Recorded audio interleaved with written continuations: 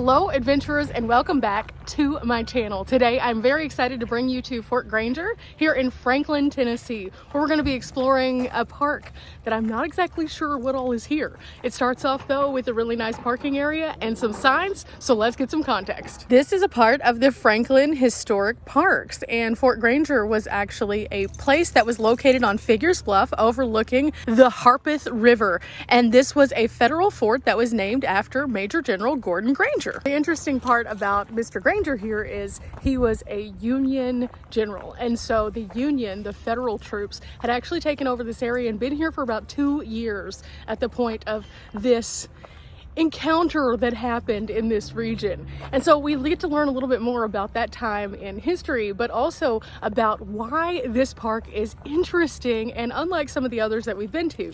Because see, this one has a very extensive earthworks, and the earthworks that is here today is something that was here way back during the Civil War. And so as we walk around, we'll see these large mounds and trenches, and those were a portion of the earthworks that were at that time being used for cover. And so it's pretty neat to see, but there's a lot more here, so let's learn a bit more before we hit the trail. You can see where Franklin was at the time and Fort Granger. Now Franklin has extended out and far surpassed this little tiny area, but at one point in time this was all that there was here, and you can see this would have guarded this exterior portion just across the waterway. In fact, at one point in time 7,900 federal soldiers and 2,700 cavalrymen were actually stationed right here in this area. Now they did a lot of drills in this area, and so you could constantly hear like the sounds of gunfire or cannons, but actually one of the first engagements of this area was April 10th, 1863, and during that time the battery actually used the cannons to fire against the Confederates, and in this time they were going right up against General Nathan Bedford Forrest himself. There were a lot of other pieces of Civil War history that happened here, and in fact the Civil War brought many theaters to this region time and time again. Now we stopped off at some of the other Civil War sites, and in doing so we've learned a little bit more about the context of the Civil War, who was there, what they were doing, and how they moved. But this site is a little bit different because it's going to show us the earthworks itself and kind of take us on an overhead platform so we can get a really good look into it. And so this is kind of an interesting perspective that is far different than some of the battlefields. There's a few extra pieces of context here, including this. This is one of the 84th Indiana Infantry's standing and doing their group photo. You can see these were the guys who would have been stationed in this area. In fact, within a few weeks of the 84th's arrival, it lost men to sickness, and the healthier soldiers patrolled the countryside, guarding the crossroads and also making sure that there were no more additional skirmishes with Confederate raiders. That photo is from 1864, so kind of an interesting little look at the people again who were here at that time. Now, how did this become a part of Franklin though? And it's kind of an interesting story. This was once private land, so the city acquired this to keep and preserve it, to tell the stories of history, and it became designated in 1973 with that designation of the National Historic Places. And so I think that that's pretty interesting, and I love that they've preserved this so we can come out here. But now it's time for us to get on this boardwalk and go check it out. As you can see, this boardwalk system is pretty extensive. It takes us up and around and onto a path that will show us a few more of the earthworks, but also give us initial perspective as to where we are. This is not a small endeavor. We can actually go out quite a ways on these boardwalks, and in doing so there are benches, there are places to set your trash, and there are just really cool views. So I think I'm just going to show you around a little bit, and then we'll chit chat if I find another sign.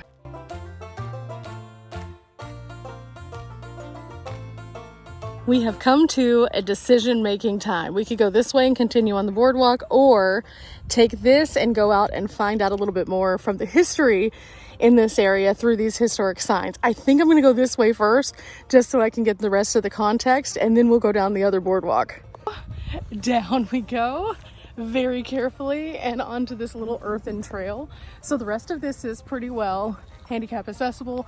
This part is a little bit more rugged, but it's not as bad as some trails I've been on. But I think you can see why this is cool, because there are at least 4, maybe 5 signs in this area. Oh wow, each one of these has more historic context and also photos. This one, for example, says that after the Union Army occupied Franklin, hundreds of enslaved African Americans fled neighboring plantations and farms and headed toward the federal camps. Now, believe it or not, these people who were self-emancipated called themselves Contrabands, and they actually were in charge of a lot of the maintenance here at Fort Granger. So that's kind of an interesting fact, and just one of many along this little trail of brain wrinkles that we're on. The African Americans who were in this area actually dug many of the moat-like trenches that we're seeing in these large hillsides, and that was a portion of what they did while here at the fort. It's kind of interesting to see how they would dig down but also build up. So they'd take everything they were pulling out and put it on top of the mounds, and they would make these long ditches at least 3 feet and would contain spikes, like spikes sticking out, and that would make it harder for someone to come into the camp and attack it, because they literally set up booby traps, so to speak. So pretty interesting to see how the bigger picture of Fort Granger, a Union stronghold, could be a place where African Americans fleeing the South could come here and find work toward helping to ultimately free others. And I think that that's a pretty interesting story itself. This one sign has so much more information. It also says that the African American road to freedom was not easy at all. And many who were living in the camps endured extreme violence and also hunger during these shortages. They also had poor sanitation, and disease such as smallpox was rampant in these areas and caused numerous deaths, even of those who were free and coming here to find freedom. Every stop that I come to that is a Civil War stop tells me the bigger picture, and in doing so it allows us to see the perspective of another person through their independent journey. So signs like this are very important, because you can see that even people who were free, who came to these places as a place of refuge, still did not have an easy life. Their life was very difficult, and in a time that was already extremely biased against those individual people, there was no reprieve, but hope was still there. Hope was still present, so that they could make the steps toward potentially finding what the regular everyday person would want: freedom, clean water, food, a place to live, nothing more than that. And so it's kind of interesting to see this particular stop, but let's go on down the trail and find some more. Meanwhile, there's Riley and Tyson coming across the bridge there. This is dog friendly, you just have to be on a leash. So Riley has Tyson with her.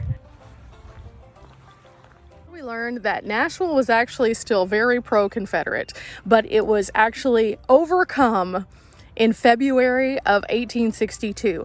And in doing so, the federal troops immediately started to occupy that region, and they suppressed the hostile Confederate sympathizers and sieged buildings, including things that they could use for hospitals, barracks, or supply depots. After, that's when Fort Granger became. And in doing so, they had taken down that stronghold and then moved in to recover the land and turn it into a federal occupation. And in doing so, pushed out those who are sympathizers or those who might be still involved with the Confederate forces. And so in doing so, this became a place where it was like a check mark on the federal list of places that they needed to go and take based on the occupation of people. This became a huge turning point for the Union after doing so, and allowed them to do a lot of things from a strategy point that they might not have been able to do otherwise, because of this stronghold and because of the proximity to the waterway and also the community of Franklin. On March 24th, 1863, President Abraham Lincoln told Tennessee military governor Andrew Johnson, "The colored population is the great available and yet unavailed of force for restoring the Union." And here, from slaves to soldiers was born. Like so many historic stops that we've stopped at before, we'll notice certain language is very different now than it was then. At the time, people would be called African American or colored or black or other words that we're just not going to use here on the channel. But in reference to the signs themselves, a lot of them do address quotes that historically have said words that are very different than those that we use now. And so I think it's important for us to kind of get the context of that so we can understand instead of getting hung up in the language itself, because ultimately this is our history. We must learn from it so we can make better tomorrows.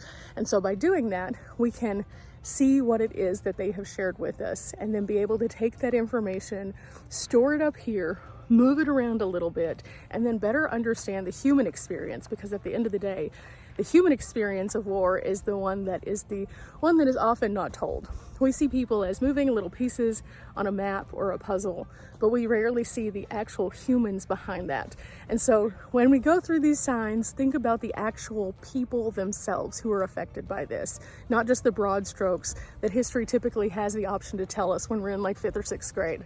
Think about the things that go a little bit deeper, because as adults, we have the comprehension to process that. This is one of the contraband men, and in fact, he would have become one of the soldiers. From late 1863 to the war's end, Tennessee's 133 of the United States colored troops served at almost every single military engagement. So men just like this man right here would have served in the armed forces, not only to help fight the fights, but also to rebuild, and were used frequently for infrastructure purposes in the individual engagements. Imagine that was not great for slave owners. They were very upset about that. They did not understand why these people who they felt were property were then able to fight the good fight to freedom. And then also, in order to restore communities, they were introduced into communities. And this did not bode well for many who still lived in a very racially tense area. And so uprisings would occur within the individual people as well, just as a result of these people existing and doing a job. And that is where the bigger picture of coming forward into the new reality of where we live today. This is our backbone. This is where we started out. And this is the feeling that some people still hold today. And it's super unfortunate, because at the end of the day, we're all people and we're all good and we're all great. And we all contribute things to this world that we could learn from one another. And so instead of judging people based on the color of their skin or what they're doing, we should just be saying, hey, we're just trying to exist on this planet together. Let's all get along. But that wasn't always the case. Just saw Riley go over this hill, so we're gonna go see what's over there and see if we can catch up with her real quick and see if there's any more signs. Riley's come back. She said there wasn't anything exciting, but it does go down there, so yeah. And then, of course, Tyson found another dogo. There's another dogo. Yep.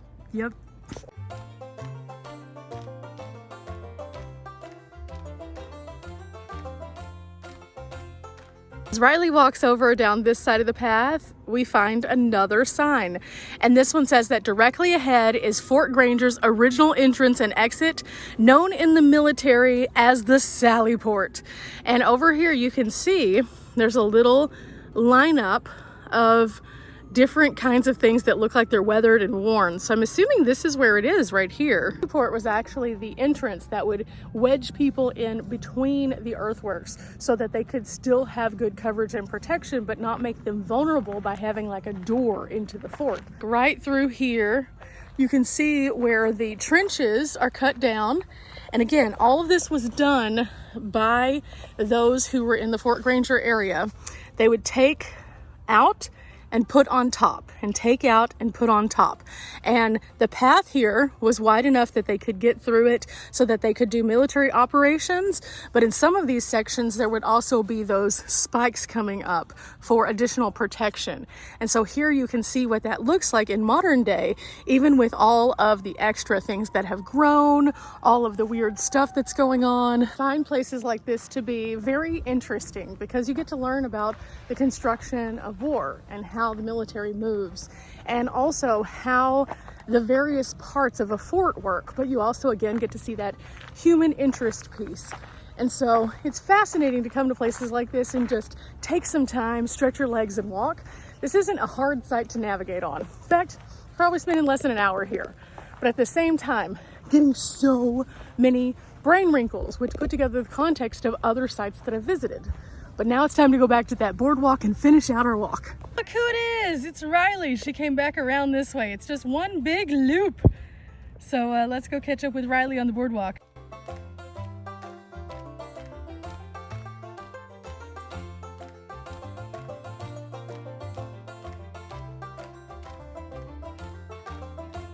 we come to the end of this boardwalk, there's an awesome view of the waterway, which we were just talking about, that they controlled.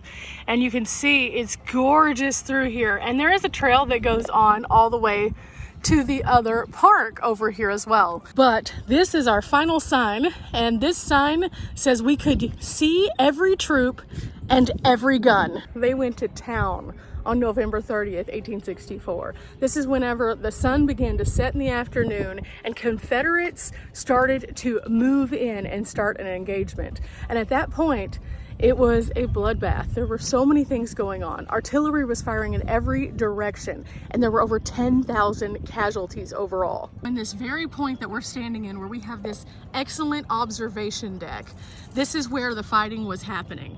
And at that point, General Schofield had a commanding view of all of this because he was nestled where we are right now. He was the Union general who was stationed in this area, and he could see everything.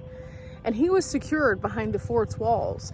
In fact, this fort was expansive, and the walls, as well as the moat, allowed them to stay locked into place, but also still have bridges and pontoon areas where they could move supplies.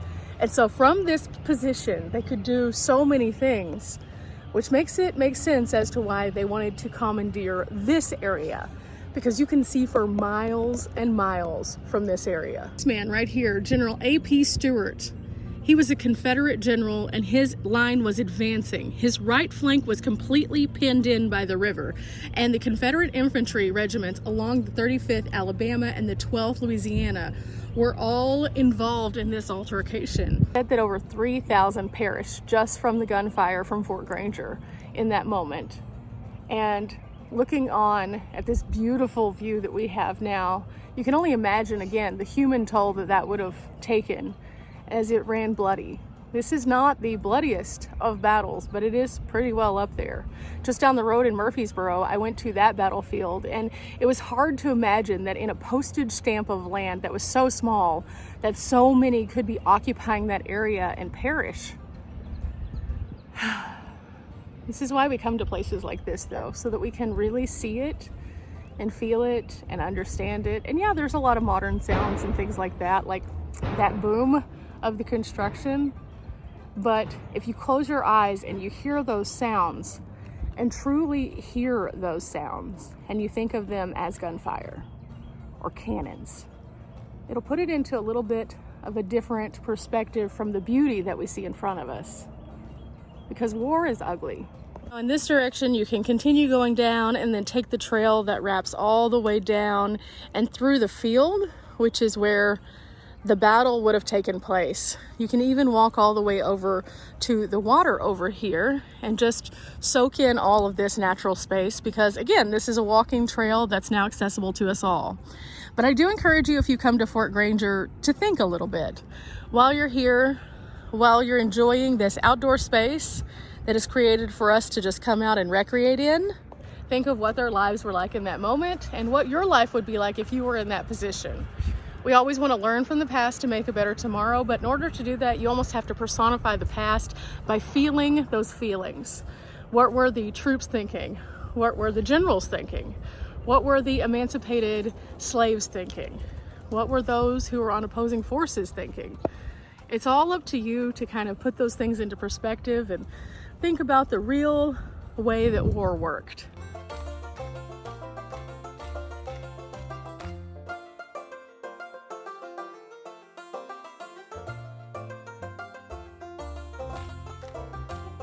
That's all that we have today here. Remember, we're not here for a long time, but we are here for a good time. Seek out history, find it, take it in, get the brain wrinkles, and then apply them to your everyday life in a way that helps you be a bit more compassionate and understanding. Till next time, guys, bye.